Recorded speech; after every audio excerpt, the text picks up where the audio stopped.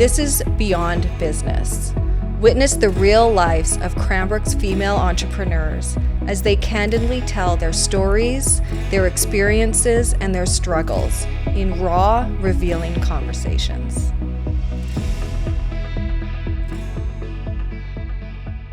I'm so pleased to have a guest here today. I have been visiting her place of business for years, all the time, because I have 5 kids. So Megan has owned our local toy shop in Cranbrook for 14 years. Did I get that right? That's right, yeah. And like so many other entrepreneurs, Megan did not start out with a degree in business or even with this idea that you were even going to go into business. Not at all. That was not the plan. So tell me what your educational background is and how that ended up with you being in a toy shop. Sure. Well, I actually went to university fully intending to be a teacher, and that quickly changed plans. I did my first teaching practicum and realized this is not what I want to do. So I didn't really have a plan. I just changed that plan and just finished my BA in social science. I loved psychology and sociology, and I think like a lot in common with you that I just am really fascinated by people and what makes people tick and that kind of thing. So I loved the social sciences, just kind of took a lot of courses in that. Still wasn't sure where that would take me. Graduated with my BA, ended up working in the social services field, worked for some of the local organizations, worked in a women's shelter. And then I had my first daughter and decided I wasn't going to go back to that field of work. I just wanted to be more of a stay-at-home mom, didn't want to have to do shift work and that kind of thing.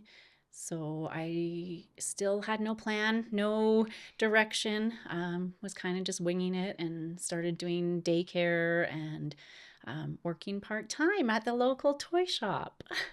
Well, it's funny that you touch on this piece because I think that's how a lot of women end up being entrepreneurs, is around that timing when life changes, when you decide to have kids. Yeah. It actually is incredible to me how much of a significant change that is. And even when you know it's going to be a significant change, when it happens, there's this feeling of, I want my life to look different because now I have this other person, I have this child, and I want to create the life that I want them to have. Yeah.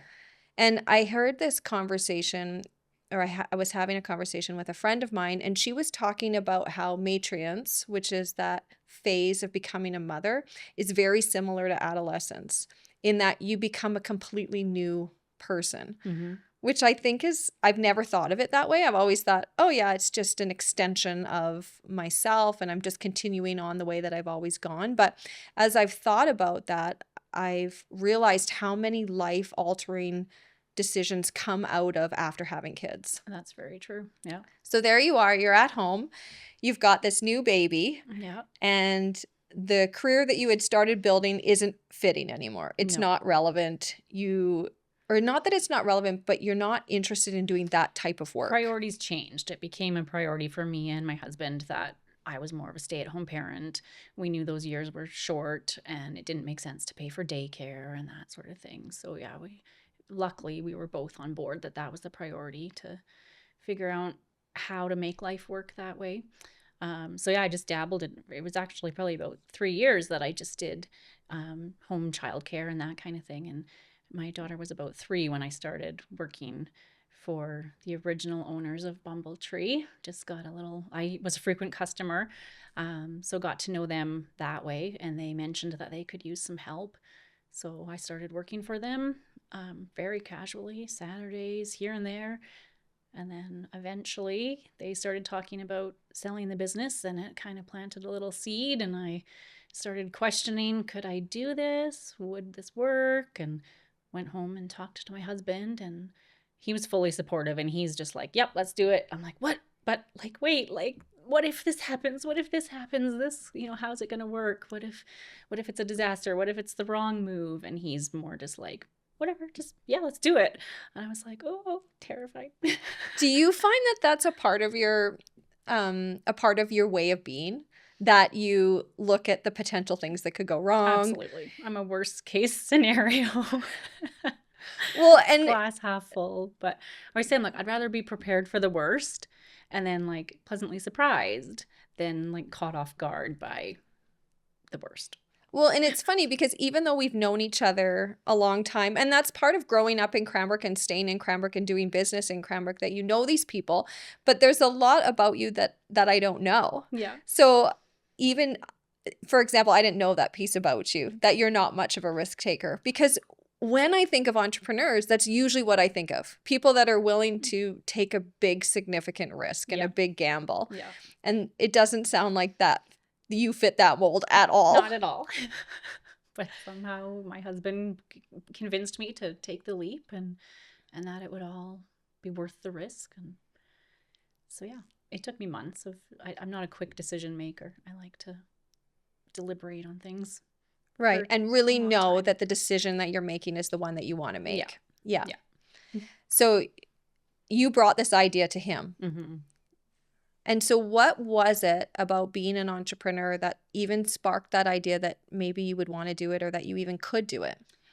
Honestly, it was probably only the fact that it was like a baby, a children's store. Like, if it had been any other type of business, I don't think it necessarily would have been appealing. Like, I wasn't looking for a business or to be a business owner, but that was just happened to be an area that I am very comfortable in and love. Like, I love children, love babies.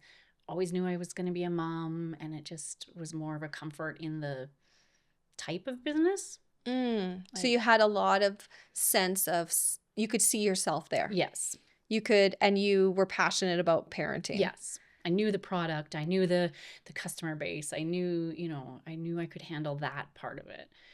But yeah, it wasn't so much a business I was looking for.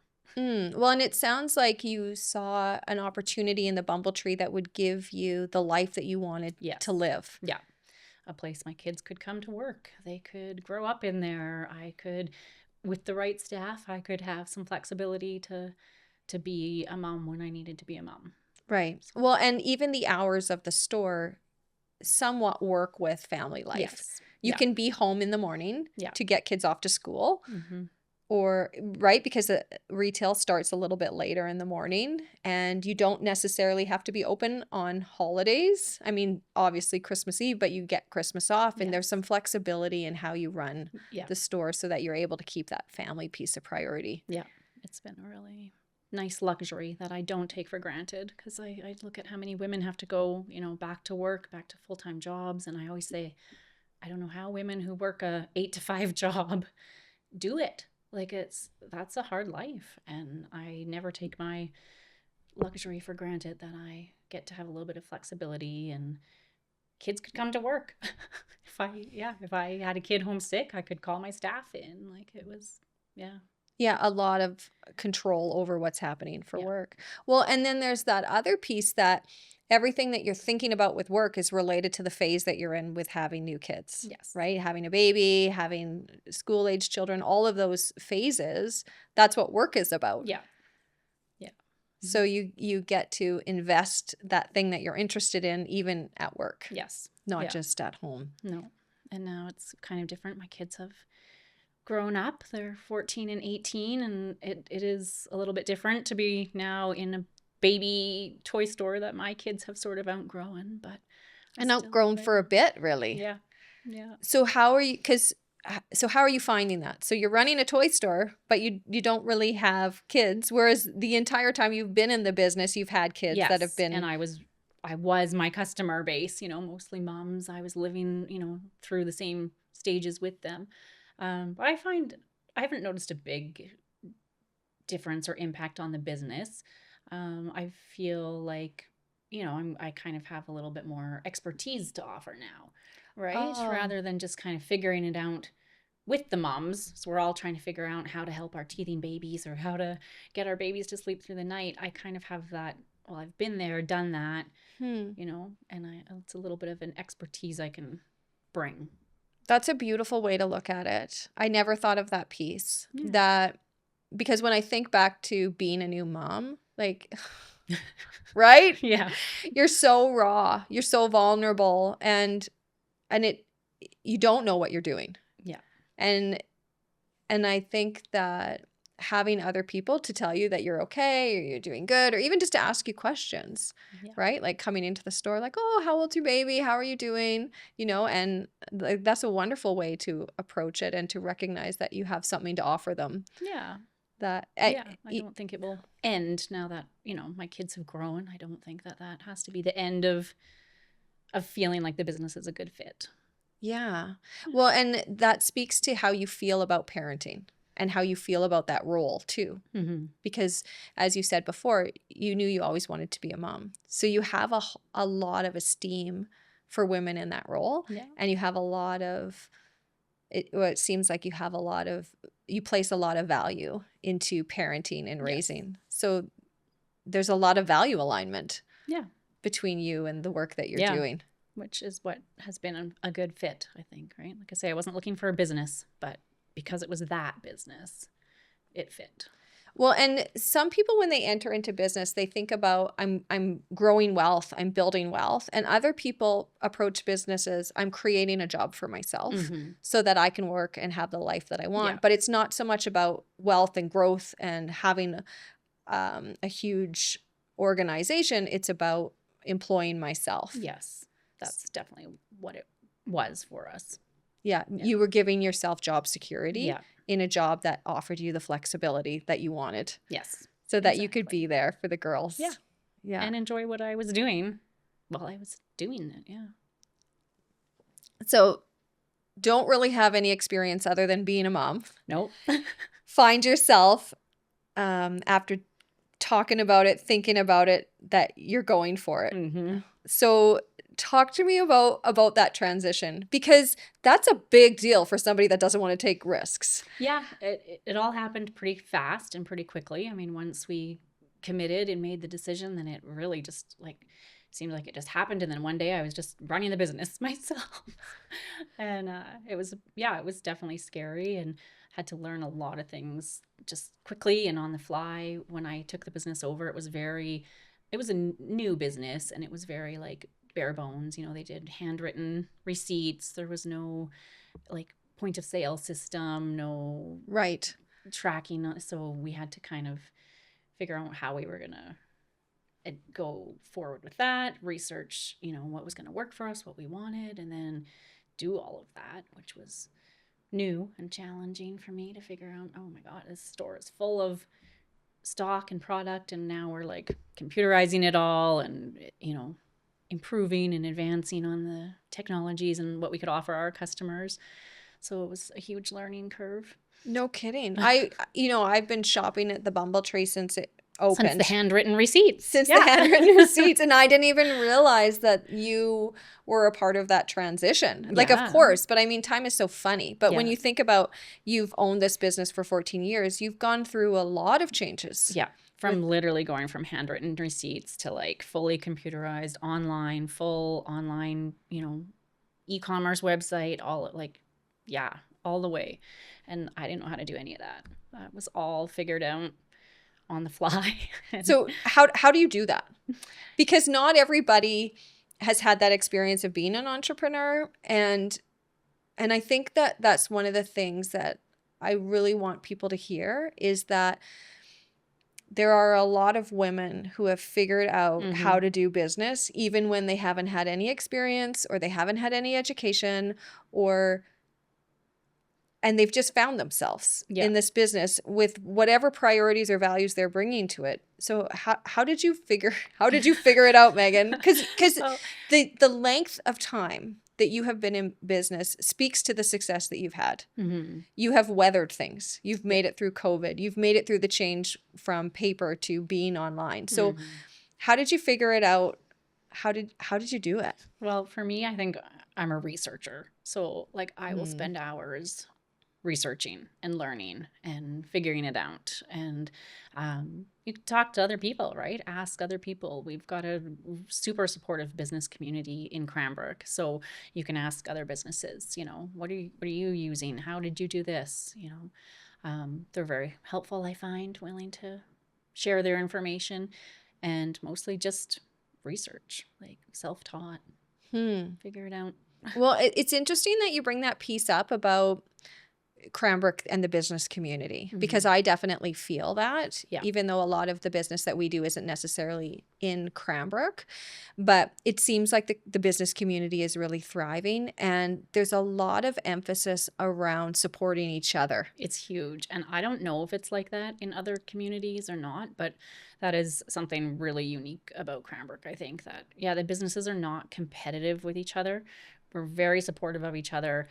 We very much stay in our own lane, I find. Like, that's something I try to do in my business too. Like, if someone else in town is doing something, I'm not going to try to steal that, right? I'm not going to take that on. That they've got that, they're doing that, I'm going to do my thing. Right. And I feel like the businesses, for the most part, really respect that. And yeah, we collaborate, we work together, we run events together, we donate prizes to each other's events. Like, it's a very supportive community. Well, I think that there's this understanding, and I mean, you would know this better and can speak to this, but I think there's this understanding that if my business is doing well and your business is doing well, then as a whole, we're all doing better. Yes, everyone benefits. Yeah. Yeah. So because of that, it lends this idea that we need to support each other and come out for each other, Yeah, for sure. because it really changes downtown Cranbrook when there's multiple businesses that are Yes. thriving, Yeah. right? There's reason to go downtown. Yes. Yeah. There's power in numbers. Yeah. Yeah. Yeah. So basically, you just figured it out by being a researcher. Yeah. And asking for help when you need help. If it's beyond you, you find someone who knows. I think that's fabulous. And I think it's such an important part of entrepreneurship is to realize you're not going to know it all. No. And you're not going to be able to know it all. So figure out when you need help Yeah. and get the help that you need Yeah.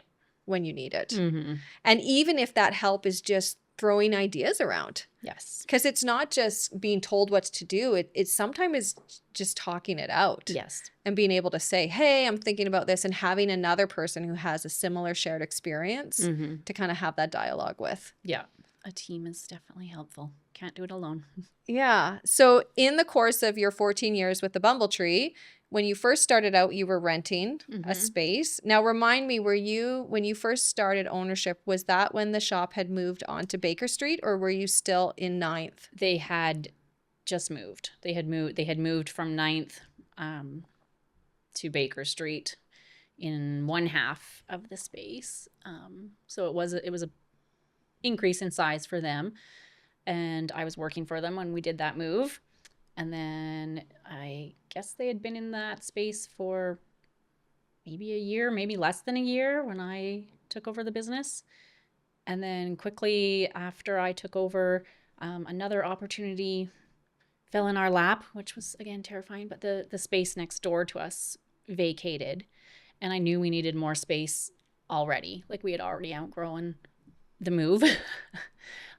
So then I, had that kind of fall into my lap. I was like, oh, can we do it? Can we double our space financially? And can we actually do this?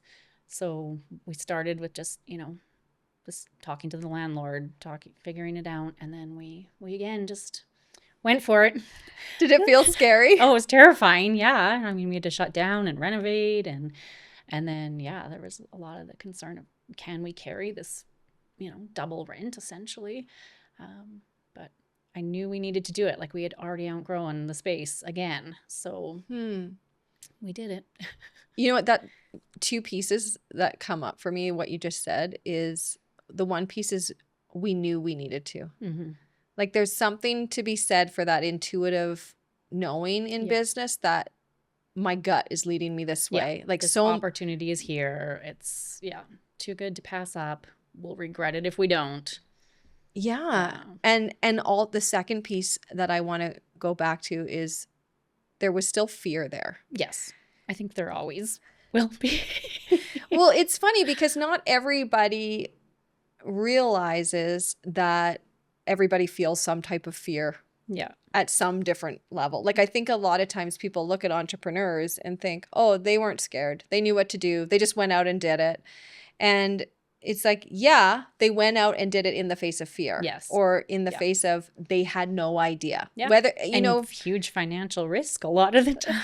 yeah, Yeah. because I think sometimes the fear maybe isn't as present. I think that depends a bit on the personality, but that sense of not knowing, Mm-hmm. not knowing how this is going to roll out. Are you going to lose it all? Yeah. Because that's the reality when you're in business for yourself. You could lose it all. That's worst case scenario. That Yeah. is the worst case scenario, which I think Yeah. we all are trying to avoid at all times. But that is there. And I mean, I know for myself as an entrepreneur, I don't even think about that. I can't Yeah. think about it because I've got work to do. Yeah. But I think that is an incredible piece to point out because people that aren't entrepreneurs, I don't think they necessarily know that there Mhm. is fear related to the decisions Yeah, that we and have we're to not make. showing that part of our business, right? We're faking it till we make it, and Yeah, we're not showing or sharing that part of our business. that's right. Well, and for you especially, Yes, because you keep your life very separate from work. I do. So talk to me a little bit about that decision to do that. I don't think it was a decision as much as it's just who I am. I'm incredibly private and I prefer to be invisible. And yeah, but that has been a real challenge because I sometimes feel like I'm holding the business back. If I was more of a personality behind the business, if I did share more of myself, it gives the business more of a personal identity, Right. right? Like Bumble Tree is just Bumble Tree. I don't think Bumble Tree is Megan because Megan doesn't share herself. Right. And the Bumble Tree is all about giving, Yeah. right? People come in to buy gifts, Yeah. whether they're treating themselves or treating their grandkid or their friend or, Yeah. yeah. So it's really separate for you. Yes. Yeah. It's something that you go out of your house to do. Mm-hmm. And I would think that the time that we live in now would create a lot of pressure, more pressure than it did probably when you started out 14 years ago. Yes, that's another massive change we've seen is the whole social media. And yes, I do joke about like you're not going to see me dancing in a reel. It's not going to happen. Yeah. So again, like am I holding the business back because I can't do that? But I have accepted that and I know that the price, like the cost to me would be too great to force myself to do that. So maybe someday I have dreams. I'm like, oh, you know what? I should just hire some young teenager who wants to do that. So maybe someday I'll be able to hire somebody to do that for the business. But I've accepted that it's not going to be me. And I'm okay with that. I still worry about it and stress about it and think, you know, could the business be more if I was a different type of person? But the cost to me would be too great. Well, and that's a pretty tricky line to follow. Like that piece of like running down that thought or that road that am I holding the business back? Because even though there's a lot of separation between you and your business, it's still your business. Yeah. And it is the way it is because of how you do business. So entertaining that idea, if I was someone different, would my business be better? It doesn't make any sense because it's not who you are. Yeah. Yeah. And But somehow we've managed 14 years without me having to do those things. yeah. So maybe, yeah. But I would think as a person that does potentially consider all these things, it could probably build up some concern. Yeah. Yeah, for Like, sure. am I working myself out of the business? Yes. Are we going to be able to keep up with how quickly the social media demands are changing? I mean, just in the last 5 years, right? I mean, I remember having to learn how to use Instagram. Like, it was all new. And yeah, trying to keep up is definitely a challenge. Yeah. Well, and it puts pressure, but I think probably some of the assurance comes from, yeah, but I've been in business for 14 years and I've weathered some things. Yeah. And I've weathered some changes and I'm still relevant. Yes. And I think that there's a piece like what you were saying earlier about how you feel about parenting and how you feel about kids. Like that passion hasn't changed. No. Yeah. So you're choosing items in your store that that are going to mean something Yes. to young parents or to grandparents to share with their grandchild. And Yeah. yeah, but that I think that how do you silence that voice? That voice that says you probably need to be doing something different, or why aren't you doing this? Yeah. Well, exactly that. Reminding myself, okay, but we're still here. I still have people coming in the door, even though I'm not dancing in reels. There's still people coming in the door. So it's okay. It's okay, And then I do look at other businesses and they're not all doing that. Like, yeah, if you fall into that comparison of the ones that are amazing at that, then you can be hard on yourself. But I do remind myself that there's lots of successful businesses that are the same way. Yeah.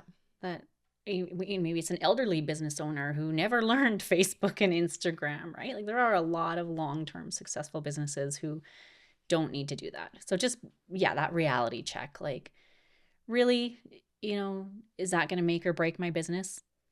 Probably not.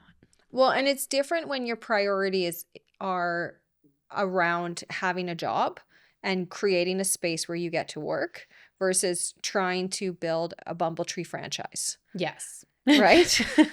Like those Yes. are very different motivations. And if you're Yes. going down like, I want these stores in every small town, or I want a franchise here, then yeah, you're probably going to need to be a little bit dancing for the Yes. reels. But when your motivation for what you're creating is different, I think that there's more space there. And Yes. even just that piece that you've recognized, like, I'm not going to be that person, but maybe I will hire someone who's going to be that person. Yeah. Because I think that's one of the things that we need to do as business owners is figure out when we have something that we can't do, Mm-hmm. and when we know that our business needs it, Yeah. which you're not feeling that way about your business now. But if there ever came a time where you felt like, I need this, it really helps to know yourself. Yes. So you can figure out, well, what kind of help do I bring in Mm-hmm. so that our business can continue to be successful. Yeah. Yeah. So you've been in the Bumble Tree for 14 years. It's very separate. Mm-hmm. Work and life is very separate for you. Yes. But work and life isn't always that separated. And one of the things that I never knew about you is I didn't know that your husband was came from a family of entrepreneurs. Yes. So how has that shaped your business or your freedom in business, knowing that, like having that insight that your husband has from growing up in an entrepreneurial family? And I guess the reason why I'm asking this, Megan, is what I've been amazed at in doing these interviews is how many people who are entrepreneurs are connected to other entrepreneurs through familial relationships. Well, I think one of the key is like when you've grown up in that or when you've seen it, the commitment it takes, how hard of work it is. Like my husband's parents are incredibly hard workers. They've always worked, above and beyond, built something out of nothing. So I think when you see that you have that work ethic and that drive and you know what it's going to take and you're just prepared to do it. Right. So him growing up in that, has that provided you with support or steadiness in your business? Like how does home life impact the Bumble Tree, I guess is what I'm asking. Well, again, at very different stages of life, things have been different. I think sometimes I do too well of a job also separating it at home. It's kind of like a running joke in my family that I don't have a job. Like sometimes my kids are like, "Did you work today?" I'm like, "Yeah, I go to work every day." Like I think I've done too good of a job of separating that.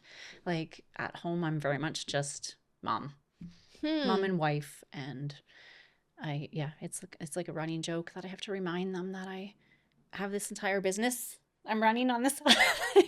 Well, and it's not just a couple hours of work a week. Like you are running a business, and it's a brick and mortar business where somebody has to show up and open the store. Yes. And thankfully, I have an amazing manager who does do a lot of that and has stepped in times when I haven't been in the business. Because I can prioritize that wife and mom and all those other roles. But yeah, sometimes I think I did it too well, maybe. And I need to remind my family that I am running this business. So they can give you some slack at home or Yeah. what? Well, yeah, just I do go to work every day and I am doing these things, right? So Always. what made you decide to compartmentalize it like that? Again, I don't know how much of these things that happen are like conscious decisions and more just patterns you fall into or just roles you take on. Hmm. Um, I wonder if it's a piece of that being private.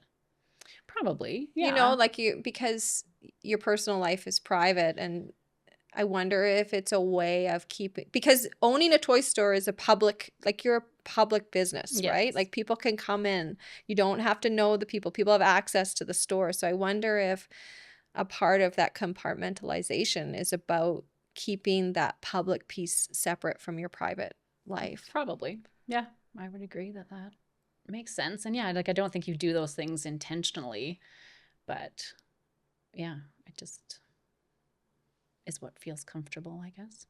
Well, and also the piece that because the girls are older, they're less connected to the store. Yes.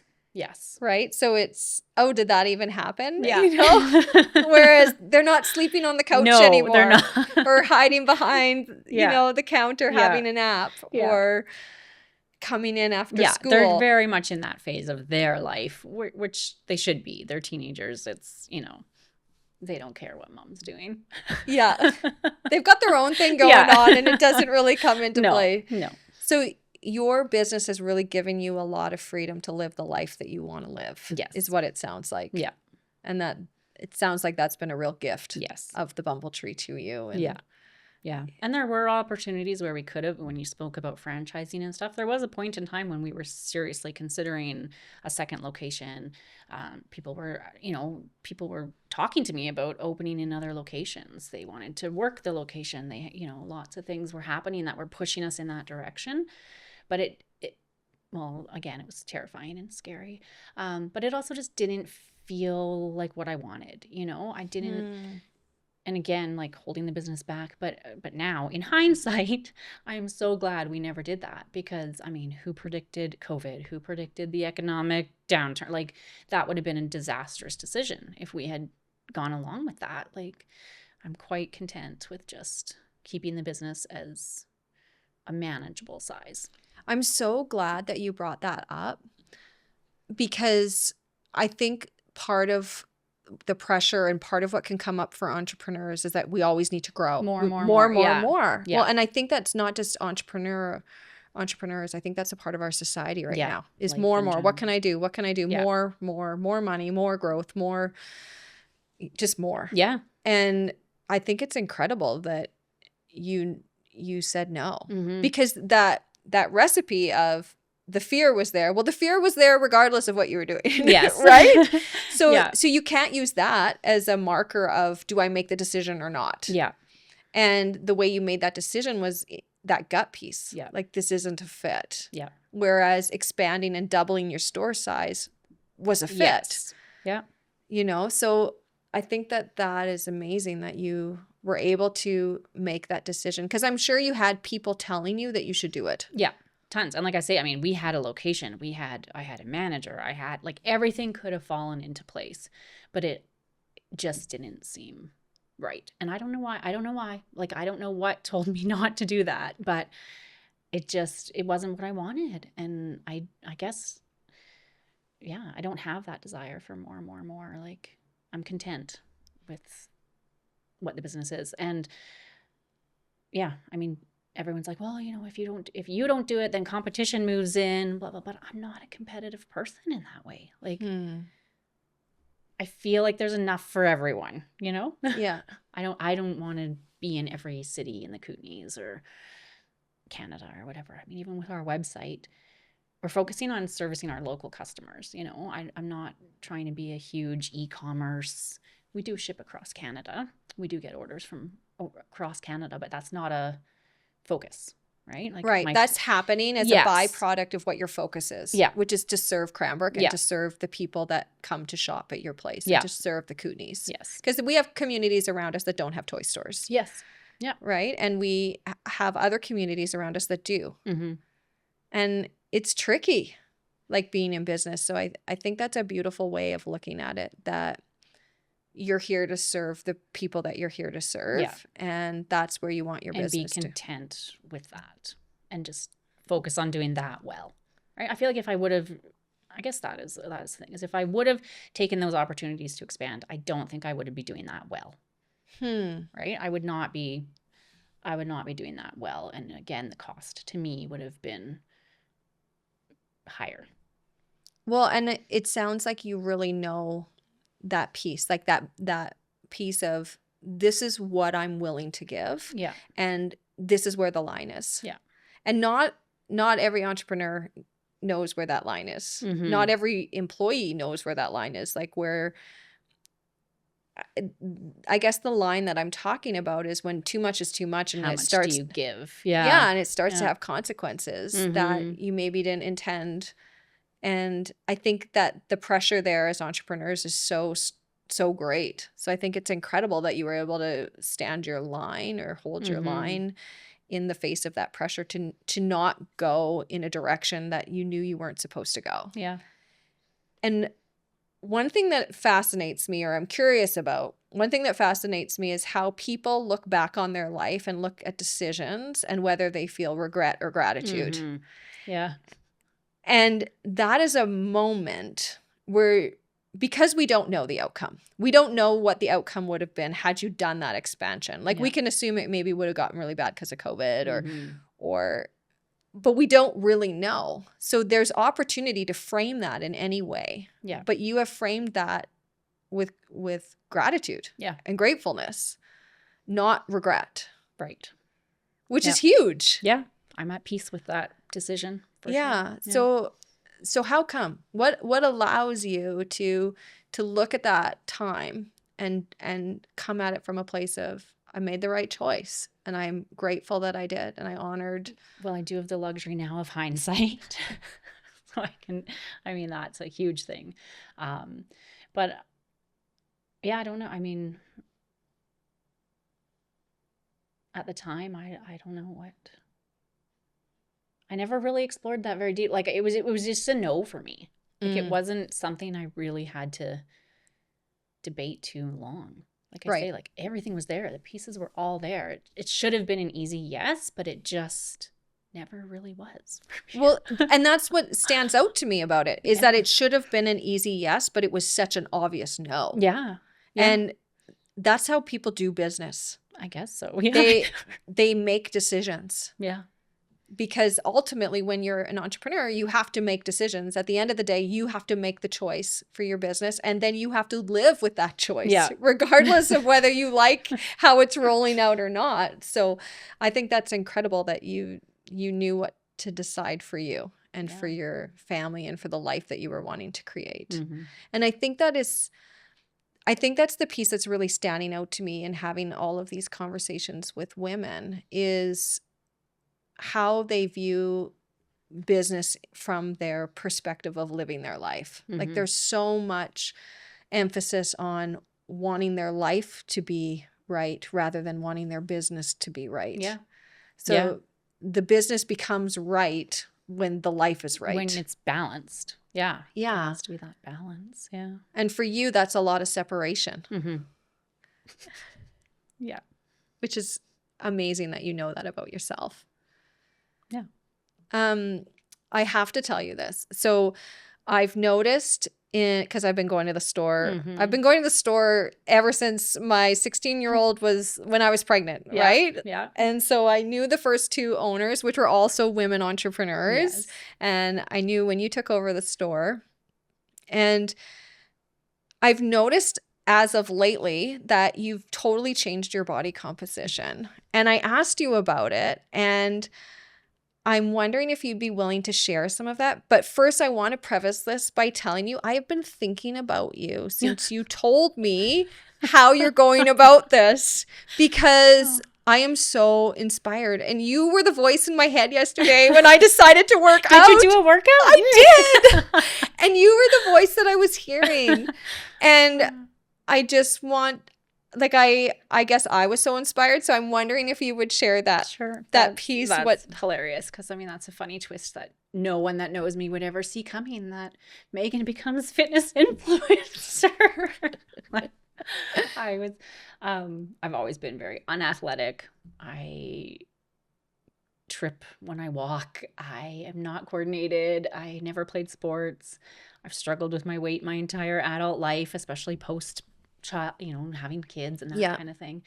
Um, but after some life changes, I just decided it was time. Um, had to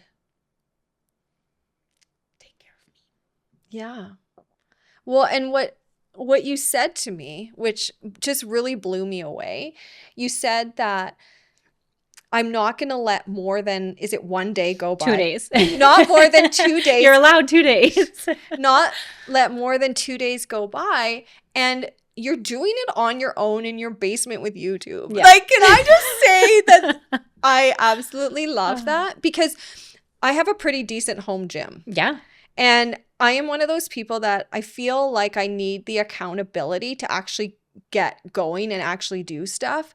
And when you said that to me, that you just go down to your basement and do like a 30-minute YouTube video and that it's totally changed your body composition, like I was dumbfounded when you told me that. And I felt so encouraged because in my head, I'm like, Megan can do it. I can do it. Saw this quote. It was like, we would all die for our kids, but would we live for our kids? And that's really like what kicked in. I was like, holy cow. Like, yeah, right? We're all willing to die for our kids, but are we willing to do the hard things to live for our kids and to set a good example? And like, yeah, losing both my parents young, I was like, no.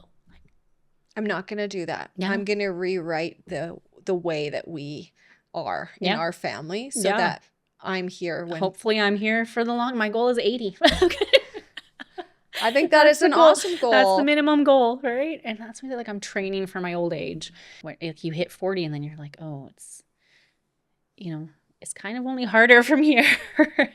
Yeah. Well, especially for women with perimenopause. Yeah. Yeah. Right? Like that was a big thing. It was like, if I don't lose this weight now, it's not going to be easier. No, it gets harder when your hormones do all sorts of bonkers things. Yes. But it speaks to that like gumption. Yeah. Which once I commit, I'm going to commit.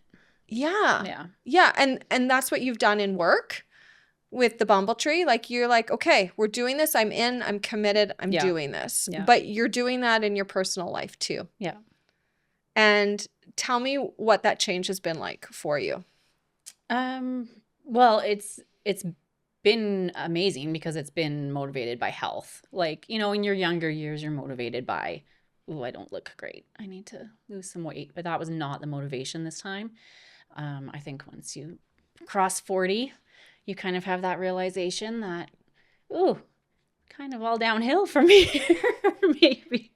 So it was, just the motivation was there this time for health and longevity. And like, I'm training for my old age, I'm not training to look good at this point in time. It's an added bonus to, make it easier to shop for clothes and that kind of thing. But I'm motivated for health and for taking time for me. Like we talked about, that's been a big change in my family. It's like I had to carve out that time and drop that guilt that, my kids will be fine if I go in the basement for half an hour and work out. And again, I have the luxury of my kids are that age where they can be ignored for half an hour. There at different times in my life, that would have been a lot harder to do. You can't do it when you have baby. Well, some people do, but it's a lot harder to do when the kids are younger and the demands are higher. So it was kind of just timing, like life changes and focusing on longevity, and the kids are more independent. And that's been a big like identity piece for me too, is, well, my kids almost, I've been their mother for 18 years and now that role is transitioning. So a lot of the starting to work out and figure out what I enjoyed doing was, who am I? What am I going to do when my kids don't need me as much, right? When my kids leave, what do I have left? Like, I need to have something for me, something that's me. Yeah. Well, that's such a big piece that you've just touched on, that that wanting to be separate, Yeah. especially when you're a mom type mom, Yeah. where you really That's been invest. your whole life. Yeah. Yeah. And you've really, even your work is around Yeah. parenting, right? Yeah. Like your store is a store for kids and Yeah. to help parents be better parents. Yeah. So to recognize now that your girls are older that, oh, who am I? Like that's a wonderful, it's a wonderful time to take time Yes. now Yes. because you still have time Yeah. to make a change. Yeah. That Start that transition. Yeah. yeah. So that's the motivator, wanting Yeah. to be your own person and wanting to be well. Yeah. And find something that is mine that I like. And I never would have guessed that it was working out. But it is fun to challenge those, stories we tell ourselves too, right? Like I've always been not athletic, klutzy, wouldn't set foot in a gym, and probably still never will. But I can do it in my basement, right?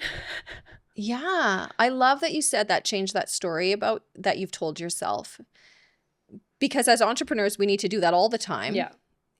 But also just as humans, Mm-hmm. as women, we need to evaluate what are the things that I'm telling myself and is it even true? Yeah. And if it is true, do I still want it to be true? Yes. Do I still want to consider myself a klutz or somebody that's not athletic? Or Yeah. do I want to think of myself different because I have opportunity to change? Yeah. And I think because you're an entrepreneur, you recognize how much autonomy and control you can have over your life. Yes. Because that's one of the gifts of entrepreneurship. Yes. Yeah. And that's something that my parents, instilled in us too. Is like, you're not a victim of your life circumstances, right? Like you're the only one in control. It is how you frame things and think about things and the stories you tell yourself. And like, there was no victimhood in my, in my upbringing. We weren't allowed to be like, Right. we had to, change the story, take control, and you're in control. So you doing this piece is in some ways honoring the way you were raised too. Yeah. That I can make a change. Yeah. And I can be who I want to be in this time. Rather than just, oh, well, I'm just always going to be overweight. I'm just, I'm not athletic. This is just who I am. But well, and I love that it's not about looks, it's about feel. Yeah. I mean, and I mean, when I say feel, I'm talking about the health piece. Yeah. It's like, it's not how I look in my clothes. It's how I feel in my clothes. Yeah. It's how my body feels when it moves. Yeah. And it's so rewarding. Things had gotten bad. I mean, I was at a point where after standing on my feet all day, I had knee pain, I had foot pain, and I was like, oh my God, I'm only 40 and I already feel like this. Like, I've got to do something different. I've got to figure this out. So, and yeah, I have no more knee pain and no more foot pain, and I can stand on my feet all day. Isn't it amazing? Yeah. Oh, and so how long did this transition take for you? Well, it's still in progress, and I think it will. Like, that's the difference too. Is when I've lost and gained weight before, it was kind of like, okay, I lost the weight, I'm done. That doesn't work. Well, what you're you talking can't be done. What you're talking about is like a diet versus a life change. Yeah. Yeah. And what you're talking about now, it seems like this is a life change. Yeah. So it's still in progress, but I mean, it was a year to lose the weight. So. And you just feel like there's nothing stopping me now. It's kind of neat. It's kind of cool. I'm kind of like, inspired to see where can I take this. Like, see little muscles popping up where there was never, and it's kind of fun. And I'm kind of inspired to see where I can take it. Well, and you're finding a part of yourself, maybe that you never looked at before or never gave yourself room to be. Yeah.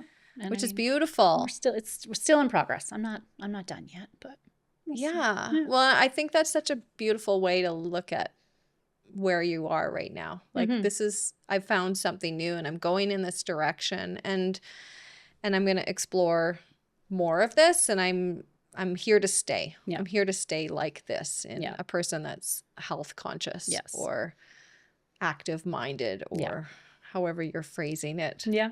Well, and I'm sure for your girls, it's inspiring. Yeah, I hope so. I mean, I hope some of the healthiness rubs off on the family, the healthier eating and increasing movement is, the bare bones basics. But I also want them to see me carving out that time for myself and taking time for myself and not just giving, giving, giving, being selfless like a lot of mothers are. And that is what we model for our, especially daughters, right? They might be mothers someday.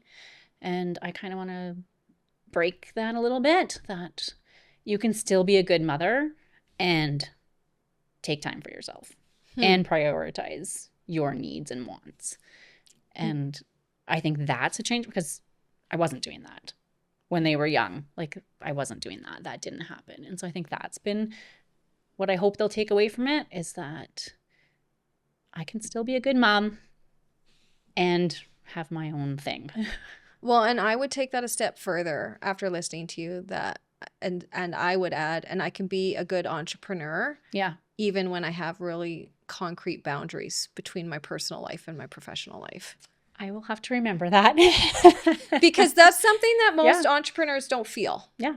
Like, most of them feel like it is so, that their business is so a part of their life that their boundaries are more blurred. Not that, and they're very conscientious about when they're spending time with their family or their partner, but it's definitely not the same way that you approach business. No. Like, you've been really firm on when business ends. And I love that you have an ongoing joke in your family. Does mom even work? Yeah, I know. I know. One of my daughters actually made a comment one day about how I was living my dream of being a stay-at-home mom, and you do realize I'm not a stay-at-home mom, right? Like, it was kind of, but I think she just said it so like offhand and kind of joking. I was like, but what do you actually think I do all day? Well, it speaks to how committed you were to being a mom when you were home. That's what they saw. They Yeah. just saw they just saw mom being present in their life, and because of my job and career and business, I have been able to drop things, and I could be the mom that was there when they needed a ride and they need this and they need this. I was there for that, and I could be there for that. So that's what they've seen. And they, I think, sometimes forget that you have this whole there's a whole nother piece happening. This whole successful company Yeah. that takes a lot of energy and effort to maintain. Yeah.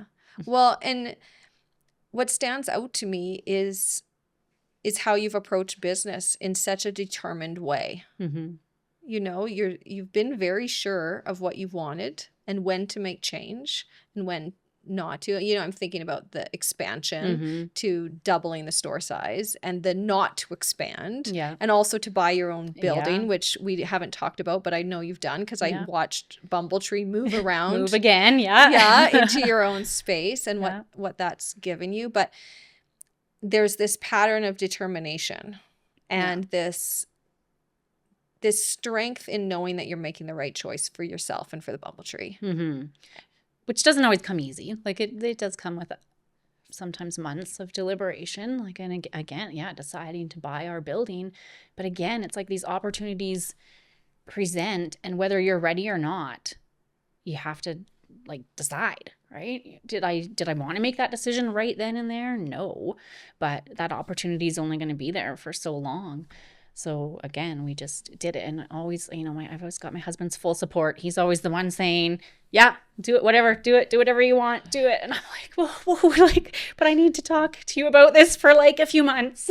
Right. So again, we just did it. And again, I think that was a decision that got us through the last 5 years of like, I mean, I don't think we could have survived paying the rent we were paying and that kind of thing. And also owning the business is hopefully going to pay off. Yeah, the building will pay off in the end. Like, that's the goal, is that, I don't take home a large salary from the business. So my husband actually works 2 jobs, and I mean, he's the main breadwinner for our family. Right. So I'm hoping that, owning that building will be something I can contribute down the road. So that's a part of your strategic development for for the long game in Yeah. terms of your business Yeah. and what you're giving to your family. And Yeah. yeah. Well, and what you just said about how like the salary that you draw from the business and how that looks and shapes, you're speaking to again that piece about that you created a job for Mhm. yourself, Yeah. that you, because when you do that, I think it's easier to have those boundaries of Yes. this is when the day ends and this is what I'm investing in it, versus when your motivation is much more around building wealth and growing Yes. and more, you have to give more and more of your Yes. time. Which, if that's what the business needed to be for my family, then yeah, I would be needing to do all of that. But luckily, yeah, the business has been, enough to allow me to take a small salary and priority for our family. It's that balance, right? Like we were both Mm-hmm. on board that I needed to be available, and it's what works for us. And that's the payoff is, yeah, I could have a different job where I'd be making a lot more money. I could be using that university degree right? If I had a Yeah. different job, I could certainly be contributing financially more for my family, but I wouldn't be present. I Yeah. wouldn't be. And that's what matters most Yeah. for you. And it sounds like it always has. Yes. That family piece matters Yeah. most. Yeah. And your entrepreneurship has been something that's fostered and enabled you to do what you want to do most, which Yeah. is to care for your family. Yeah. And it is actually amazing how it's all tied together. And yeah, you're making me realize some things. I'm like, oh, yeah, right. Some things I never thought of, or ways to reframe things. Like, yeah, just how much that all does align. The business aligns with who I am and me. And when I doubt myself and talk myself out of it, I'll remember what you said. When you talk yourself out of what? Like, am I cut out for this? Am I the person that should be doing this? Am I doing my business enough, right? Like all of that. You're touching on an insecurity that I think a lot of people feel in work. Yeah. And I think a lot of entrepreneurs feel. How come you didn't know that the way you were doing business Was okay. was okay? Because evidence, the last 14 years has shown us that the way you've done business is not only just okay, but it's actually really good. Because what you wanted was to be there for your kids, and your kids joke about how you don't work. Yeah. I might have done that too well. You did that really well. You did business really well. Mm-hmm. But there's this part of you that thinks that maybe you didn't. Mm-hmm. So where did that come from? That is a really hard question that I have not explored. I don't know. I guess it's just, I think it is our human nature to doubt ourselves, right? Like I don't know very many people who are super confident in who they are and I'm doing everything right. I'm the best at this. Like I think it's our human nature to doubt ourselves and second guess ourselves and not be confident. So I think it's just all of that. I don't think it's something that I would have heard if somebody said, but that's ridiculous. You should just Right. right. Well, that thinking is ridiculous. You just need to accept that you're good at this and it's fine and you don't need to do that stuff. Like I wouldn't have heard that. I wouldn't have. Yeah, even if somebody had actually taken the time to say it to you, it wouldn't have resonated. Like you might have ignored it or thought. Still had those doubts. Or I don't know. I don't know how you get rid of those doubts or second guessing. Well, it seems like you have, though, because you didn't quit. Yeah. And you didn't stop and you didn't not be yourself. That's true. So those doubts it's just that voice that you have to quiet. Like, I did all those things. You're right. I did not sacrifice. I did manage to keep the business running. I did do all that, but you still have that voice running through your head. Yeah. Well, and even sometimes when that voice gets let out, even in here, saying that those were some of the thoughts, it's like when it comes out of the head and it gets spoken, sometimes it's easier to counter. Yes. And to realize that is kind of ridiculous. in that Yeah. sense, right? Well, and to find the truth. Like, no, actually I've been crushing it. I've been killing it on, Yeah. I've been doing exactly what I set out to do. Then somehow that voice gets quieter. Mm-hmm. And now you have something to say to that voice if you hear it. Yeah. Like, no, I Yeah. know what to do. I know how to make good decisions for the Bumble Tree. Yeah. I know And how to. why I've made these decisions, right? The Mm, why I made the decisions that way. yeah. Yeah. All of the decisions. Yeah. Right from the get-go Mm-hmm. to even purchase the Bumble Tree. Yeah. Like, all of those decisions that you have made along the way have been very intentional. Yeah. And that's a big part of being an entrepreneur, Mm-hmm. knowing what you're doing and why you're doing it. Yeah. But yeah, somehow you have to figure out how to quiet that voice. Yeah. The work of life, Yeah. right? Silence that voice that says you're not doing it right, or you're Mm-hmm. not good, or that you're a klutz. Yeah. Yeah. Exactly. It's that same Yeah. voice. Yes, I know. Wouldn't it be amazing if we could all just get that to shut up? But you have been quieting it. Yeah. You have been getting it to shut up. Yeah. You do know what you're doing. And what you're doing is crafting a life that you want to live. Yes. And Yeah. your work is working for you. Mm-hmm. You're not working for work. Yep. Which I think is amazing. Yeah. It's kind of the goal, right? Yeah. I think that is the goal for entrepreneurs is the business should be allowing you to have the life that you're wanting to live, because there's so much that it's going to cost you. Mm-hmm. Yeah. There's so much risk, I guess, is maybe a better way to phrase it, that ultimately it should be about crafting the life that you feel that you want. And also the business itself should be like, I can't get away from that piece of how aligned it is for you. Mm-hmm. Like how much parenting matters to you. Yeah. Like you probably have no problem selling stuff because, right? Because you really value parenting and you really value being there for your kids, and you really value kids playing and knowing how to play. So when you get into the store, it's easy to sell because you believe in the stuff that you have. Yes, absolutely. Because you know what those products are going to mean for those families. Yeah. So I love that value alignment piece that you have with your work. Yeah. It's cool. Mm-hmm. I'm so thankful, Megan, that you came because I know You were really sure I was going to stand you up. No, I wasn't. I didn't think you would, but I was hoping that you wouldn't talk yourself out of it. Yeah. Because your story is unique. It's not the typical entrepreneurial story. And there are parts of it that are, but you are unique in the way that you do business and the way that you approach doing business. And especially around your separation between work and your personal life, and how much you have kept yourself in the background, even in your business. And I think that's valuable, because I think that there are a lot of future entrepreneurs that will see themselves in you. So I'm so thankful that you were willing to do this and that you were as open as you were here Well, it's today. actually been very fascinating to like talk some of this out. And I'm like, I've never really thought about, I've never really thought so much about why I have those boundaries or what those boundaries are. It's just kind of, what has felt safe for me.